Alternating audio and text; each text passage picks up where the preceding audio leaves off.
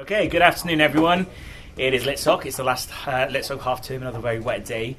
And, of course, in 2 days' time, what day is it, everyone? Valentine's Day. Yes, of course. What's far more important is tomorrow is Founders Day. Yeah, let's not forget that. But I heard public speaking went very well today. Was it Pankhurst that won? That was us.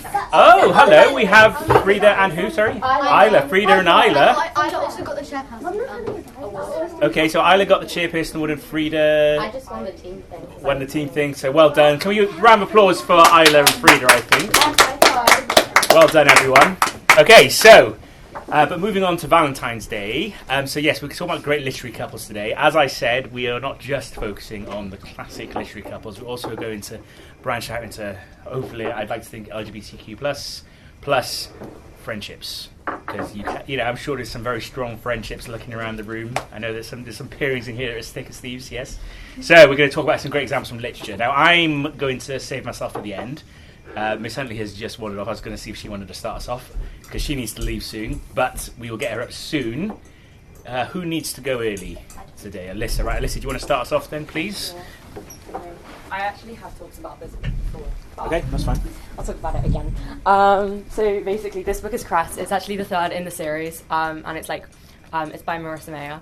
And so there are two really important relationships that I would probably talk about most in this, because it starts off.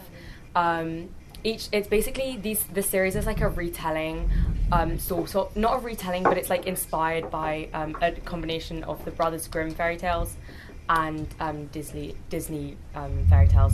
So they take aspects of them and combine them into this dystopian story, and it's really good. So this third one, you can probably tell by the cover because she's got a really long braid, but it's Rapunzel. And basically, this book is the one that has my favorite couple in the series, Crass and Thorn. And the name, that's his last name. It's not his first name, but his name obviously comes from the fact that in the Brothers Grimm fairy tale, the prince gets blinded by a bunch of rose thorns after he's chucked from the tower. But basically, I really like this because they meet in a really bad situation. It's not a spoiler, so I'll just say it. She's in this satellite, and she's been locked up there for ages, and it's crashing out of the sky because he was sent to save her, and he didn't really like her, but he was sent to save her, and it went wrong, and so they fall out of the sky into a desert. But even though they go through this really hard time because they're in the desert, and they stick by each other, even though she has no idea what's going on with Earth because she's from the moon. Well, not from the moon, but she I feel I'm explaining this really badly because I haven't given context. Basically, it's set in this world where there is a race living on the moon, and they have these powers where they can make visions and distort what other people see, including others of other lunars, which is what they're called. And people who live on Earth are really wary of this because they often use these powers for bad. And the queen is a really manipulative queen, and she has taken control of the whole moon, and it's really bad for especially poor people. And she she wants to turn that kind of world the same on Earth as well. And so basically, I really like them because they always stick by each other, and even in the midst, even though romance is kind of a secondary theme, especially as they're not the main characters by any means, even in their own book really. But I just think they're really sweet, and I've reread this book 4 times since I read it last year. And also in this book there are really good friendships. The main one is between Cinder and Thorn. They meet in jail because Thorn is a criminal, same as Flynn Rider is in the Disney movie Tangled, and they meet because they're trying to break out of jail. But they're really good friends, and they do anything for each other, and I just think it's really sweet. I also love it because Tangled is my favorite movie ever. I've watched it a million times, and I can quote half of the movie, and it's I really love it. So yeah, and it's really similar, not really similar as in plot wise, but really similar as in character wise. Yeah. Listen. Okay.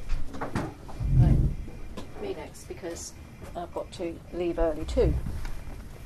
Okay. Right. Well, Mr. Humphreys thought I might be talking about Pride and Prejudice, but I'm not going to do Pride and Prejudice today. Even though we'll glance upon them, Elizabeth and Darcy, yes. I thought we might give back the possibility to somebody else. So I have chosen a seminal novel by Dorothy L. Sayers. Dorothy L. Sayers, you might have heard when we talked about her before, great detective writer of the Golden Age, as it's called, which is basically the 1930s and 40s. Still very popular today, and this book is still very important today because it talks about women, their place in the world, the fact that there's always going to be, for women, as there still is today, a conflict between family and careers, and fortunately we are in the position now that we can have both, even though it's still challenging. But in the 1920s and 30s, women were going out to work for the first time, achieving degrees, having higher education, and there's a lot of that contained in this book. And one of the great couples is in this book. They've been together, well, they weren't together. The woman is called Harriet Vane. She is a mystery author. She writes detective novels like Dorothy L. Sayers, and she has her own story. They first get together in Strong Poison when Dorothy L. Sayers, great detective, Lord Peter Wimsey, actually saves Harriet from the gallows.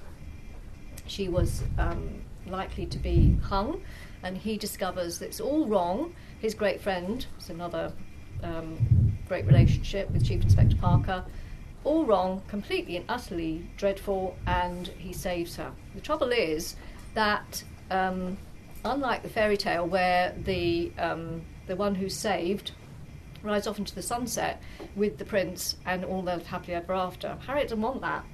She hates having to feel gratitude. She feels that she does feel gratitude, but she really doesn't want to ride off into the sunset. She wants her independence, and she can't believe that Peter is going to give it to her. So through really, I suppose, 3 books and 5 years, they fight it out, and sometimes it is quite torrid, not physical, but sort of certainly verbally. And it's in this book where, for once, it's Harriet who's doing the detecting. She puts herself in danger, and she realises that Peter will actually always make sure that she is independent, that he's not intent on her changing her personality, not working, and so she comes to realise. And what I'm going to do is I'm going to read you the last scene, because it's very dear to my heart, and it is all set in Oxford, which is one of my favourite places on the planet Earth.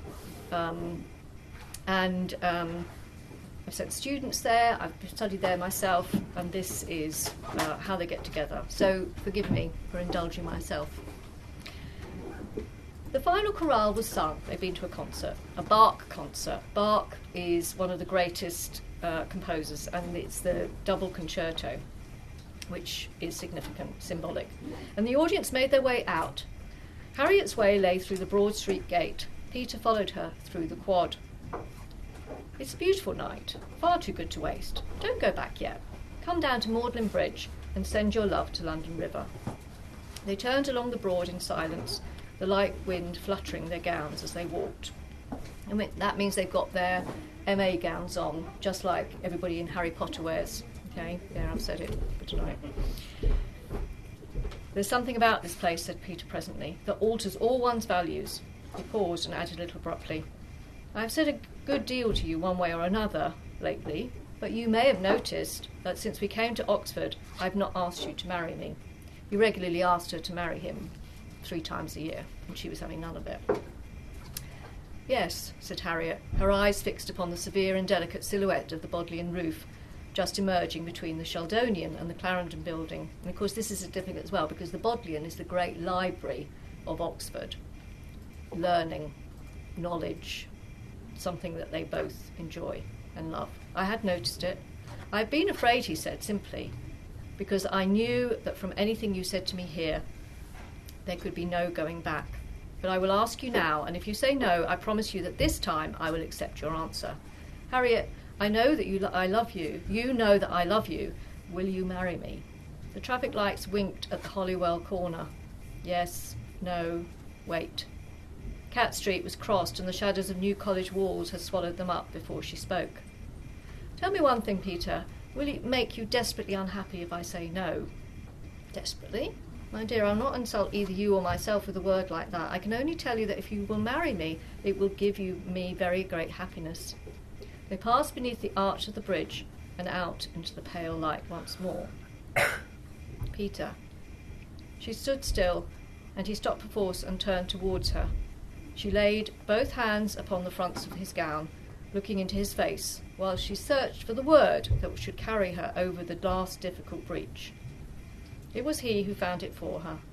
With a gesture of submission, he bared his head and stood gravely. The square cap dangling in his hand. "Plaquetne, le magistra?" "Plaquette." It means, "Will you marry me?" "I accept." The proctor, stumbling grimly past with averted eyes, reflected that Oxford was losing all sense of dignity. But what could he do? If senior members of the university chose to stand, in their gowns, too, closely and passionately embracing in New College Lane, right under the warden's windows, he was powerless to prevent it. He grimly settled his white bands and went upon his walk unheeded, and no hand plucked his velvet sleeve. Now what I love about this is you've got this really wonderful ending, romantic, yes, at last, and everybody who reads Dorothy L. Sayers, "Way hey!" And then we've got this, what we call bathos, which is the proctor, who is the person who oversees the discipline at this time of the university and tells students to get home and it's curfew. Can't do anything about it. Passionately embracing in New College Lane. Most interchorus. There we go. Right, thank you, Miss Andy. Very evocative of Oxford. Indeed, yes. The description says. All right, how do we follow that then? Who's got a nice, Lexi, and then Jenny? Okie dokie.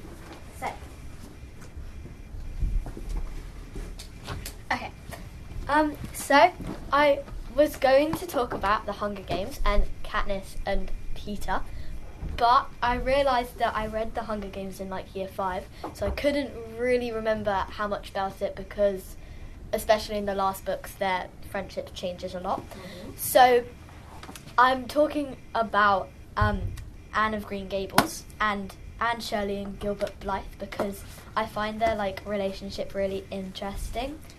Because kind of when they meet, Anne has just moved to Green Gables and they're both at school, and Gilbert kind of teases her a lot, and then Anne's just like not having it, and then so that's kind of how their relationship starts. And in the start you kind of see Gilbert as kind of like just the annoying kid who you just want to leave alone, but then they are both really smart, so they're kind of always fighting for like the top position in the school as like the smartest person, and Gilbert is like admiring Anne's like wit a lot, and Anne's just like, she just refuses to like forgive him because he always teased her. But then at the end of the 3rd book, Anne of the Island, Gilbert proposes to her after becoming a doctor, but Anne is like not ready. But then they finally marry after like she realizes her love for him, and then they have 7 children: Joyce, Jem, Walter, Nan, Dee, Shirley, and Rilla. That's quite a lot. Keep her busy. Pardon? Keep her busy. Yeah. But they also, I really enjoy their kind of because I just recently found like a graphic novel version of Anne of Green Gables, and I finished it like 1 or 2 weeks ago, and it was really like cool how they kind of portrayed Anne and Gilbert in that sense, because kind of when Gilbert kind of walked in, the kind of thoughts around Anne's head were just like, just keep quiet, ignore him, he's not like interesting to you. So yeah, she's obviously not really like, doesn't like him at all in kind of the first books, and then you kind of she kind of Anne herself and the reader both would start to like realise that kind of her love for Gilbert's kind of just been hidden away in the fact that he was teasing her, so she's kind of covered it up with the fact that he was teasing her. So yeah, but I also wanted to talk about her best friend Diana, who's like, when Anne came to Green Gables, Diana was kind of the first person she kind of got to really know, obviously, other than, yes, I've forgotten the name, but Diana's a really good friend because she kind of sticks to Anne's side no matter what like mishaps Anne gets into, because like when she accidentally gets like Diana like drunk with one of the drinks thinking it was like strawberry cordial, or like when Anne dyes her hair green accidentally, and so they pledge to be like friends forever, and Diana names her first daughter Anne Cordelia after her, which is like a very heartwarming kind of scenario.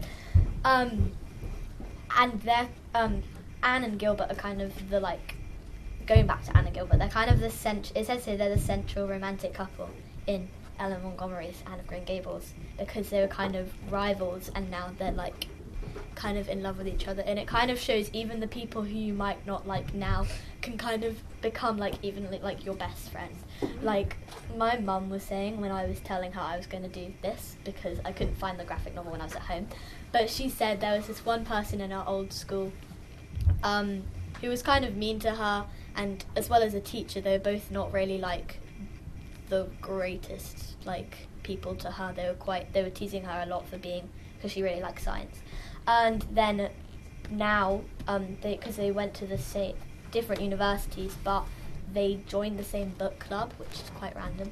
And so now they're like really good friends because they kind of realise they have a lot in common. Not in the science way, but they all they read the same exact genre of books, and they prefer audiobooks actually to real books, which is quite so yeah, it's kind of, you can it's like a good feeling to know that it kind of all works out, and Gilbert's not just someone that Anne's kind of despising forever, because that would be quite sad. But yeah, I also drew a random love heart, but Valentine's Day, guys. Yeah. Anyways, yeah, that's all I have to say. Thank you, Lexi. Okay, Jenny.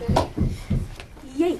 So, I chose to do Penelope and Odysseus because obviously they're very well known, and as well as that, I like a lot of things to do with the Odyssey and the Iliad in general.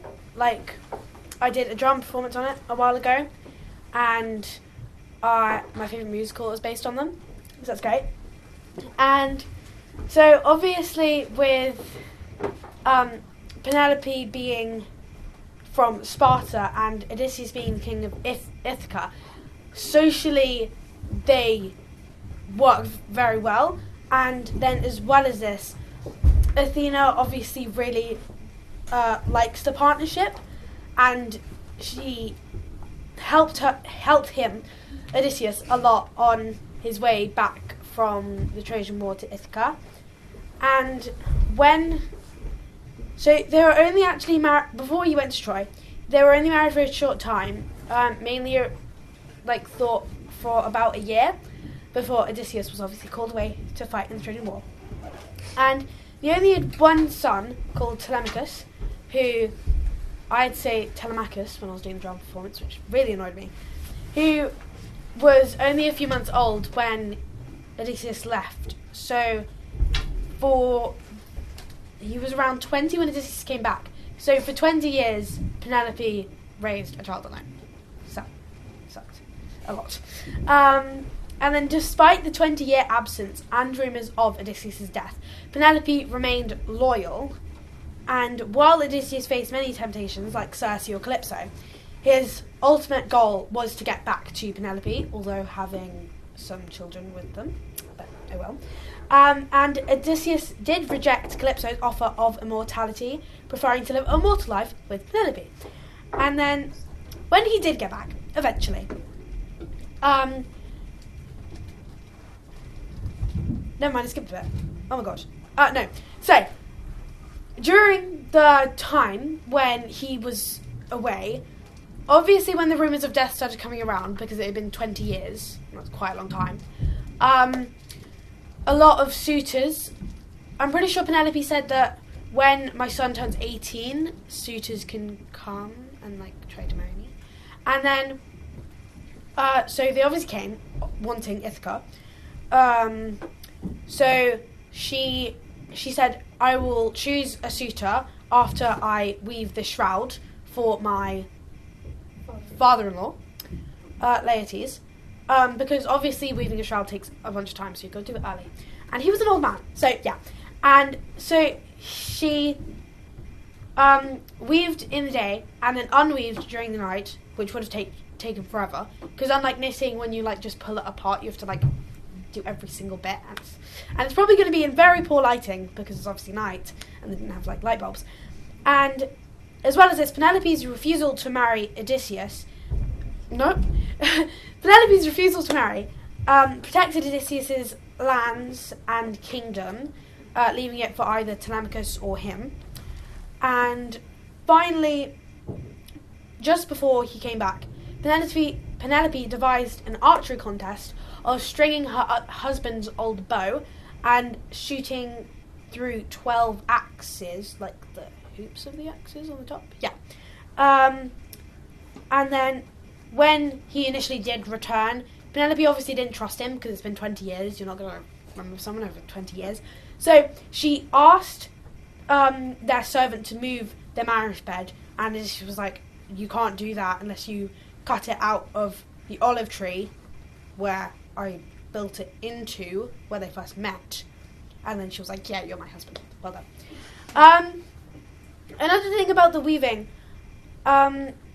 she obviously didn't want to marry anyone else except from Odysseus because she really liked him. But as well as this, the suitors weren't very smart because it wouldn't take 3 years to weave a shroud. Like, it would take a long time, but it wouldn't take that long. They're having a great party. Yeah.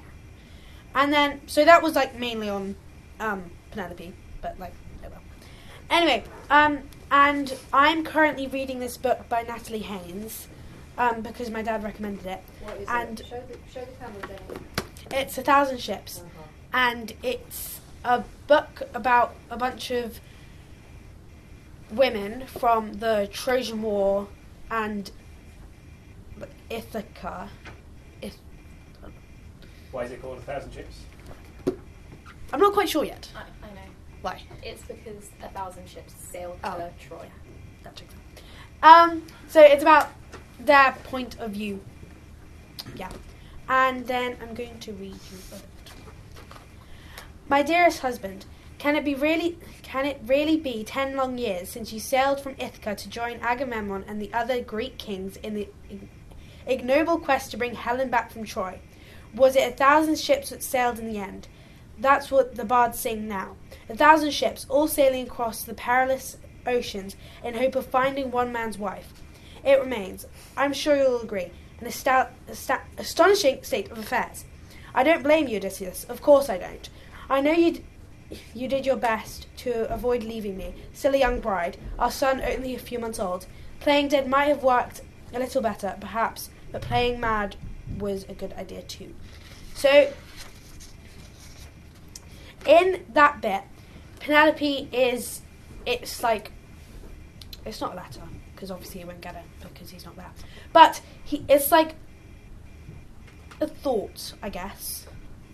And she's kind of feeling like sad and nostalgic of when he was there before the departure to the Trojan War.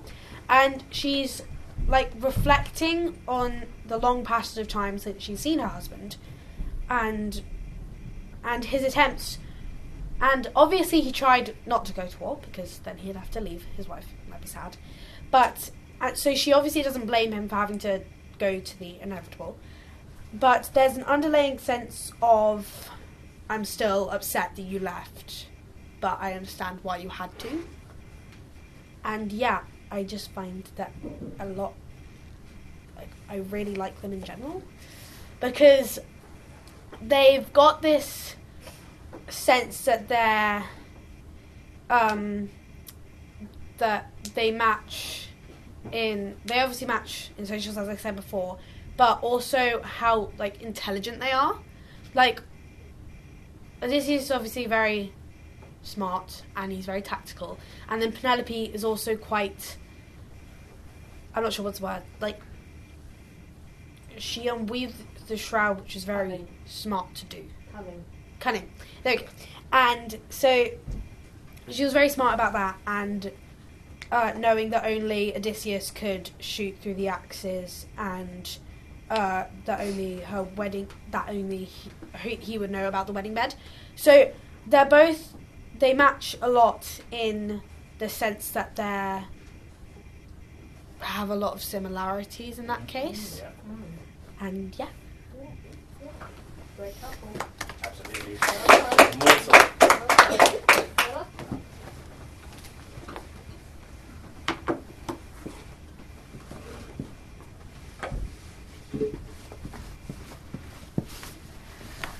I've only just started reading this book. It was a recommendation from my friend Eloise, and it's a very strange sort of couple. It's kind of like a romance horror, and I think it's called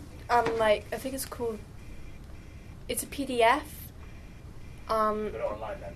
Yeah, I read it online. It's not fan fiction, is it? No, it's not fan fiction. Okay. It's a real book. I don't think it's fan fiction, Okay. but I've never heard of these characters before. And basically, it was these two fiancés and this man called Owen. He was hit by a car, and his grieving wife Emma kept his phone and all his belongings. And then a few weeks later, she got a call from Owen's number. And she picked it up because, well, she just wanted to like make sure if no one was pranking her. And she was standing out in the middle of a park, and this voice, sounded identical to Owen's, was like, "Whatever you do, don't go down that hill." And it's a very strange relationship, because basically what happens is she keeps on getting these calls from him that tells her instructions, and they always save her life. And I thought it was a very amusingly weird relationship, because like they were going to get married and he died, which is very sad. But like he's still with her, he's still guiding her, he's still trying to like save her life.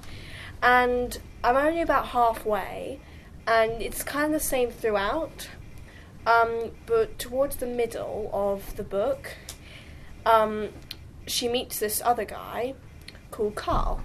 And Carl's a bit weird, like he's a bit sketchy, like he's quite like broad, he's quite broad as in like physically. And he's got a lot of tattoos that are quite vague about his background. And she gets these calls from Owen happen less and less. And where I'm at now, she's like wondering why he's not calling her, because like she's kind of like her anchor, her way to grieve, as well as like her way to not join him.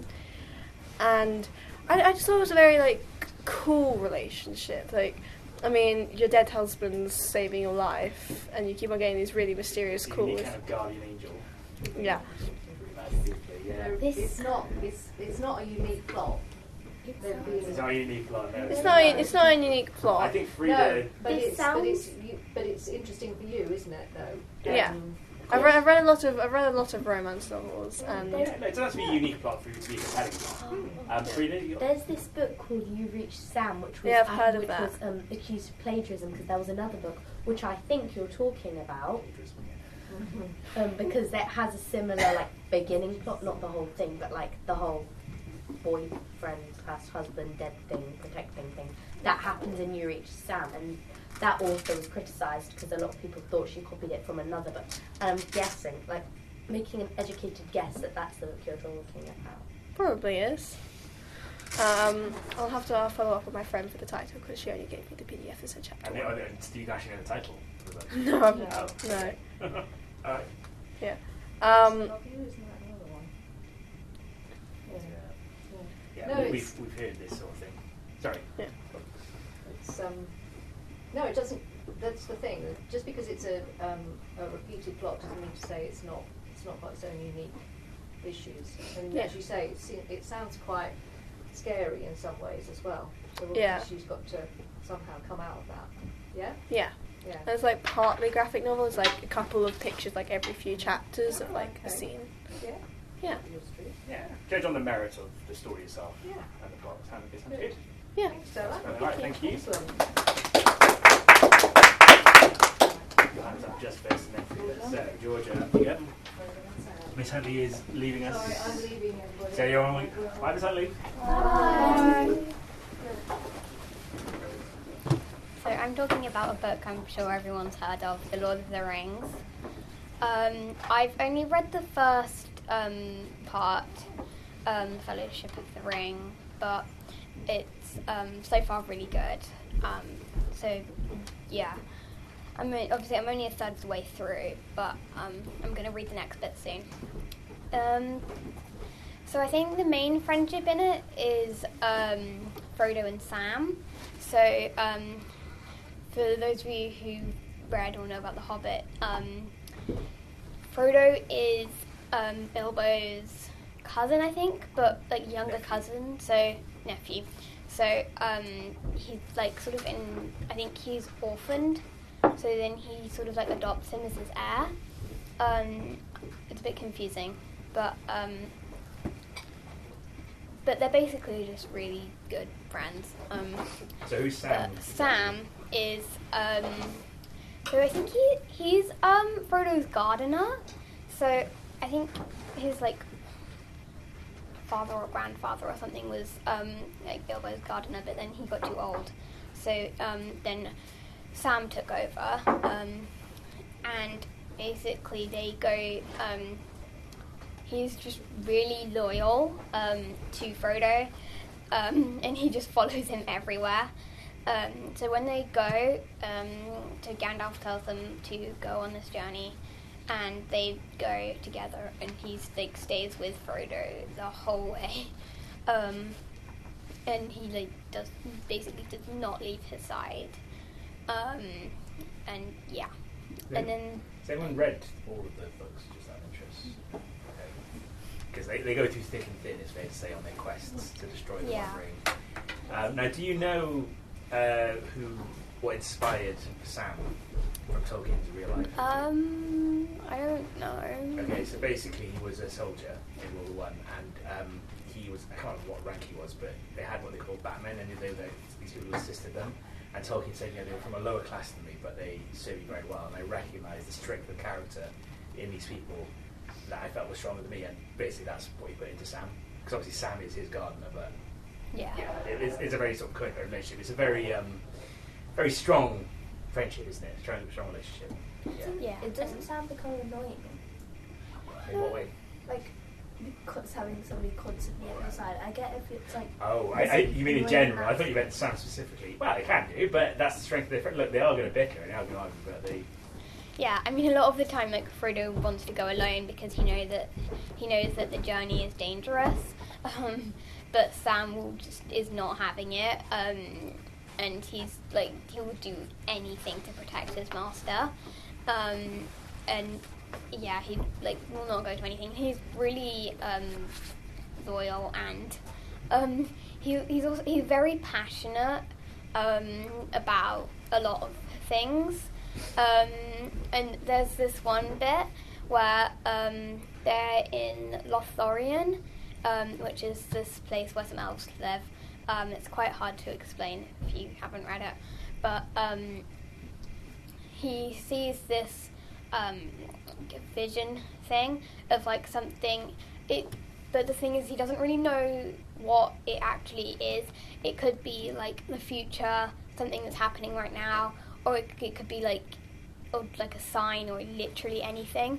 It's just a vision, basically, in this pond thing that I don't really get. But it's not a pond. It's not, do you mean like when? Yeah, it's like a. Yeah, I know what you mean. Yeah. The pond. And so. You know what it's called, Lucy? No. It's like a. Okay. It's a bit like. It's got a name. I can't remember what it is. But yeah, it's a bit like the thing in Harry Potter. Yeah. I think. What thing? The thing where they like look into the water ball thing. The pensive. Yeah. And so but it's a bit like that, but it's more of a ethereal sort of version. And he sees like his home being like completely wrecked, and like all the trees being cut down, and all the gardens, because he's a gardener, like completely ruined, and like and his I don't know what it's called. I don't want to give you spoilers. That what you described in there, that's foreshadowing. That does reappear later in the book, but I wouldn't say anymore. Yeah, it obviously means something. I don't obviously yet know what, but it's basically like it just kind of shows, and he really upsets him. And it's also kind of funny after Sam sees that, then Frodo also looks into the water thing, and he sees like something a lot more sinister, because he's like got the ring. He sees something a lot more sinister, and it's just like kind of funny. Sam's like how angry he is at just like a garden getting wrecked, and just like this whole I don't want to spoil it, but like what. Well, the garden's not a will, isn't it? It's his life's work, his passion. Yeah. You don't understand. But yeah, he's just really sweet character. Yeah. And he will not but he's stand nothing for without his something he Frodo, thinks right? is wrong. At the same time. Yeah. All right. Well, thank you very much, Georgia. Thank you. Right, please do guys again. I'll tell you.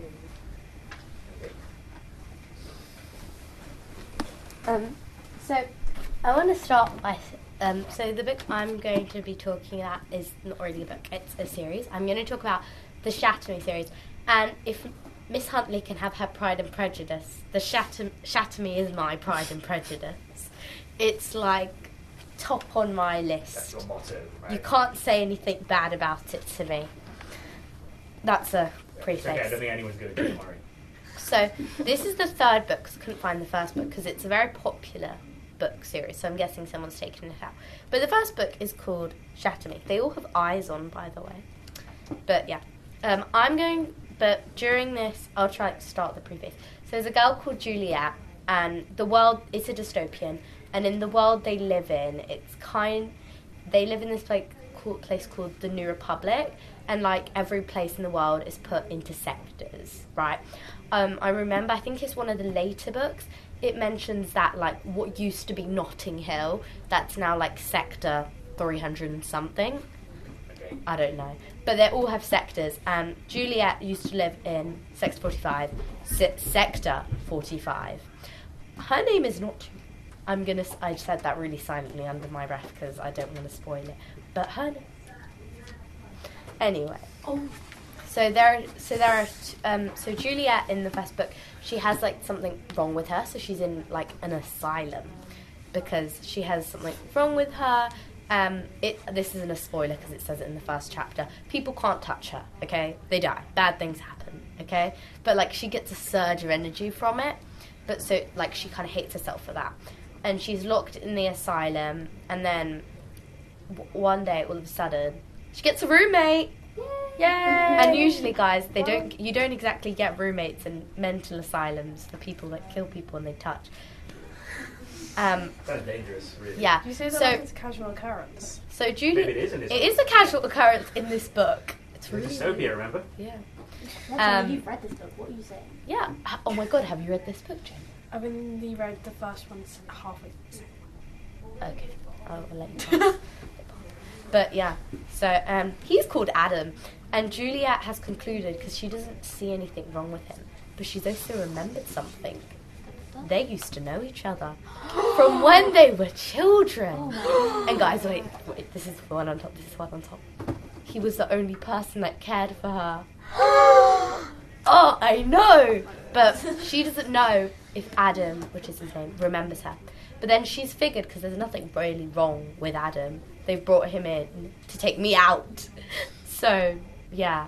But then, obviously, this girl hasn't seen a man in like 2 years, so girl drops. Like, girl falls in love. And then they have a very love relationship. We're going to skip a couple bits. She's out of the asylum now.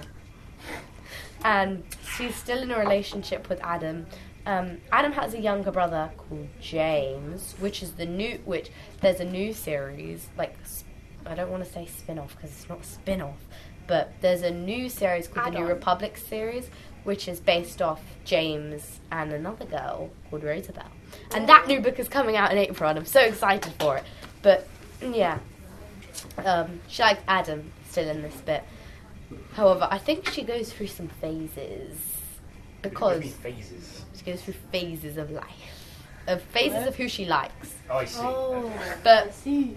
But after she breaks out, the reason she comes out of the asylum, she hasn't broken out of the asylum, is because there's this guy called Warner.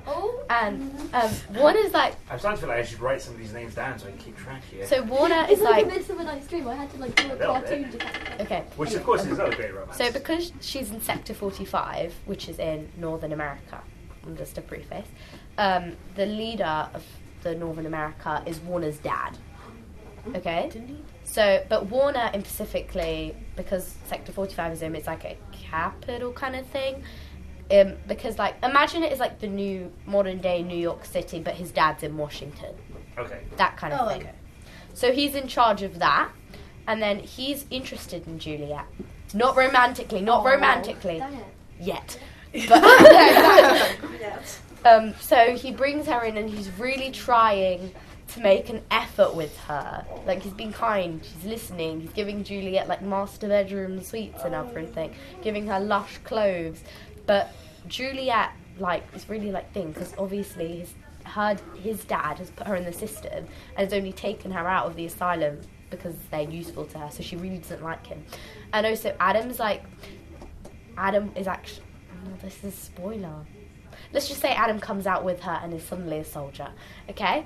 So amongst all this, Adam who in your mind then is the great literary couple? You mentioned a few names. thing Which is, the one? I can't say the one because Well, it you don't spoils have it. to give spoilers. Just say there's two Oh, names. I'll and change then the don't names, say I'll why. change the Don't name. say why. I say Juliet and Adam, and I say Ella and Warner. Oh, I'm my looking at the God. people who know who have read this book who can What? see the difference. I can sense me. disagreement coming from you. What? Okay, tell me what's disagreed. What's a disagreement? It's not a disagreement. It's more. Oh my god. Okay, what's wrong? What's wrong? What's wrong? I know Muffin? what. Who's the other person? What other person? Who's Ella? Who's Ella, Jill? I don't want to spoil it. So, yeah. But eventually, Juliet stops loving Adam. Oh, What? but we kind of didn't like him anyway. So Why? He's a bit mad. we just don't like him, okay? That's sounds just how mad. it goes. Great. We like Warner now, though. What? Yeah. We also find out You're bright red. I know. everyone in this room should read it, so I don't Well, I have think a lot of to people have be read the books, I censored. think. Who's read these books?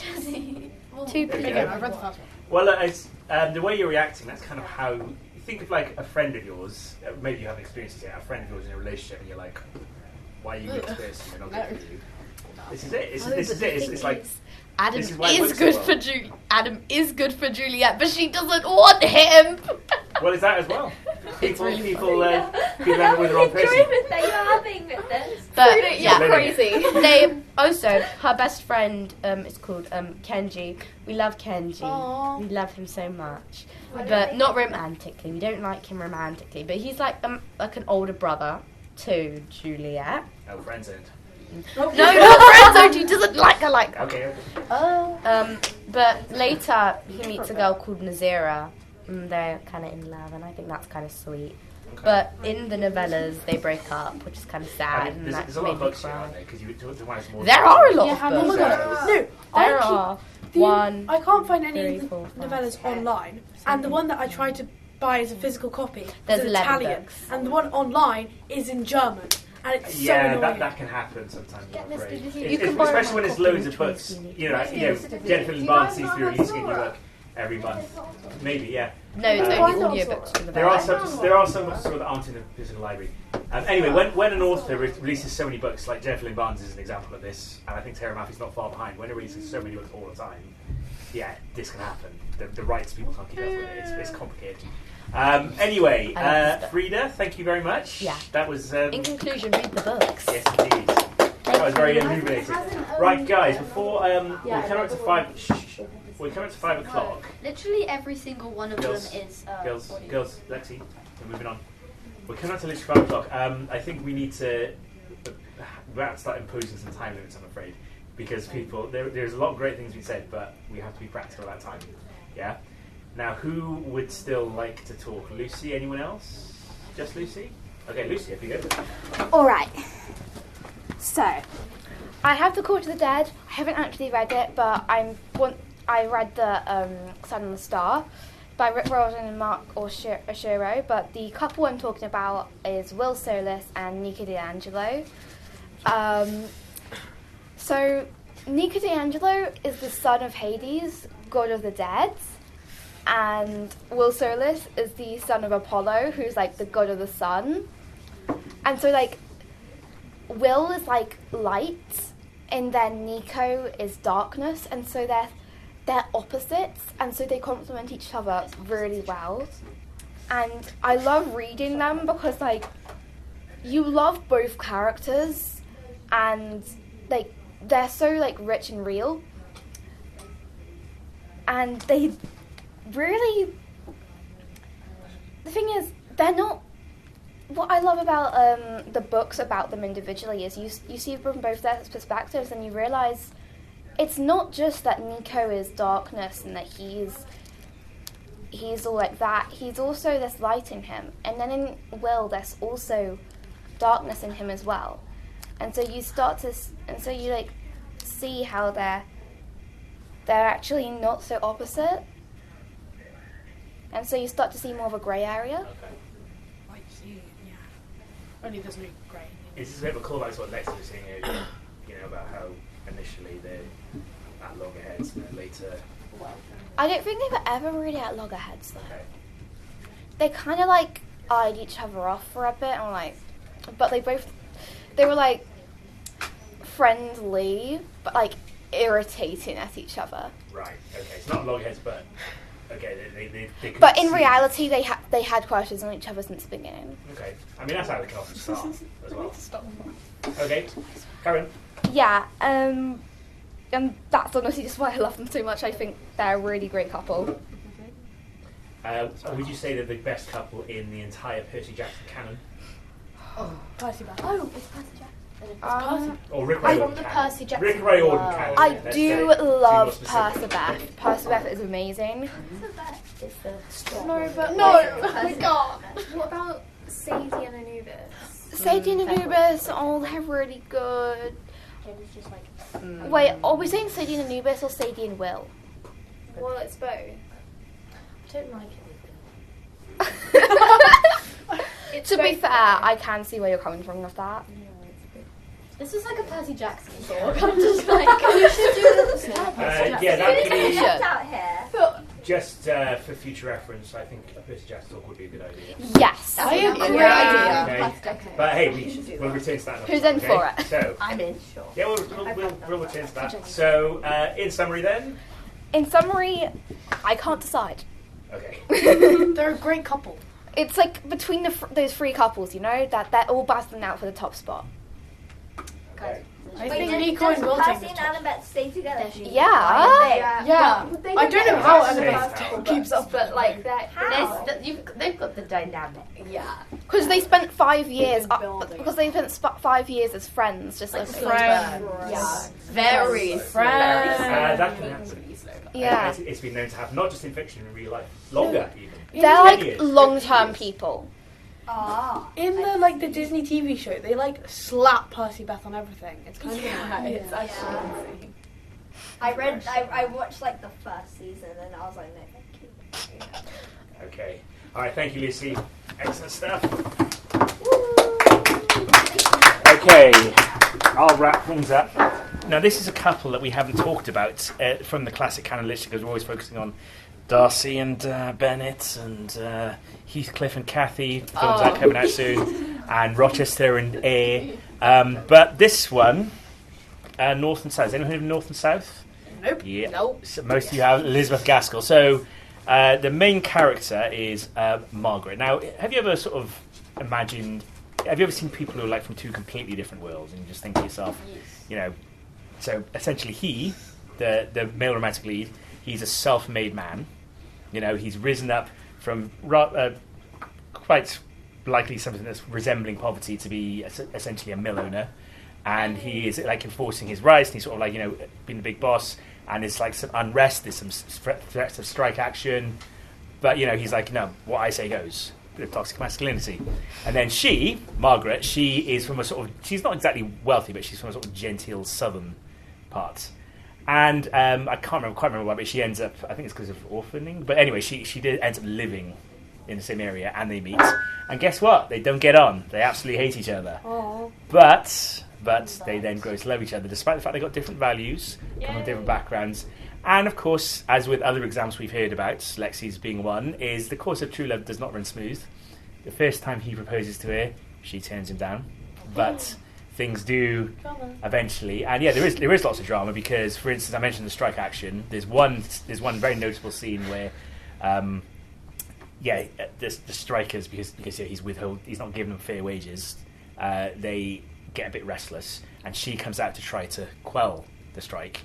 But in the pell mell, in the melee, someone throws a rock, which is meant for him, hits her on the head, and you know, she's protecting him, and he mistakes that for, she must really love me, and so he proposes to her, and she turns him down. No. Yeah. So, but anyway, but you see, the thing about this is that they're from two different worlds, two different backgrounds. Have you heard of the North-South divide? Yeah, it's enforced back there. So she's from the south, he's from the north. I was about to say the equator. Well, there's one in this country. There's North-South divide. Like Italy's got a North-South divide, only in the other way around. They're all over the world. But our North-South divide is, you know, it's grown up north, and it's where we are. It's a little bit wealthier. Anyway, so she they sort of are mutually beneficial because she introduces him, gets him in touch with his feelings a bit, sort of introduces him to sort of like poetry and art, and he gets more romantic. And on the flip side, she, with her sort of genteel reading poetry and genteel ways, he sort of gets her to value real life, almost like industrial, good, honest, salt of the earth, hard work. So they actually are good for each other. And just to show you how much this is a story that can be updated for any times, David Lodge, in the 1980s, he wrote an updated version, essentially. Only it was set in 1980s UK, midst of Thatcherism, university job cuts under threat, a lecturer, I think her name is Robin, she goes a scheme where she shadows this guy who runs this sort of like big business factory up north, and they also learn from each other. He learns to appreciate poetry because she's like a bit like Miss Huntley, reads lots of books and has read every book and has got lots of artistic theories, and he's like very much a salt of the earth, and she knows nothing about how you actually build these things. And so they learn from each other, and they're from different worlds. So yeah, it's a tales all the time. So they are a great couple. Underrated. Elizabeth Gaskell, North and South. Yes. It's giving Beauty and the Beast. Oh yeah, actually yes, I can see where you're coming from with that one. Would you like to elaborate a little? Because the Not guy, that we're saying he's a beast, the guy, or that she's a beauty even. the guy was, as you said, less You could say he's less Burkish. He comes across as a bit uncouth, perhaps. Yeah. Yeah, and then obviously the girl was. Oh yeah, I should say the girl is Margaret. Margaret was very more poetic and stuff, and then obviously. John Bell. John Thornton is the man. So I'm talking about North and South, not Beauty and the Beast. Oh. You know the name is Beauty and the Beast are, right? Yeah. You don't need Belle. to Belle. Yeah. And Belle was kind of like poetic, and she always had a nose stuck in a book. Yeah. And then the Beast was obviously more. Yeah. And then they kind of like merged and like mixed, and then it made a nice colour. And they brought out the best in each other, better together. And isn't that all relationships should It's be? also like Friendships too. I hope all your friends around the room, you bring out the best in each other. You want to say something? it's also, I was gonna say how they come from like completely different worlds, like noughts and crosses. Yes. I started reading Good that word. and then it got Noughts too and deep. crosses in I drama. read it We in have five an and my teacher assessment told me to next. stop. That's a, Oh, yeah, does someone everyone was agree saying that's a that. good one? Seffi and Callum, Yeah. Noughts and Crosses, that's a good one, isn't it? I feel was like- weird. It's so like they're From across so the divide. incredibly different, but also they're like lifetime besties, and then they Yeah. love. And it just so happens, unfortunately, Romeo and Juliet, Taylor's Time, Star-Crossed Love, unfortunately, they're just from different West Side Story as well. They're just from different worlds. Yeah. And it's not their fault, but they're meant for each other. Well, it's the overcoming adversity thing, isn't it? So, all right, I think we better wrap it up there because it's 5:10. But thank you for your contributions, everyone. Well done. So, can we all, before we go, you know what to do? Bye. Bye. Bye.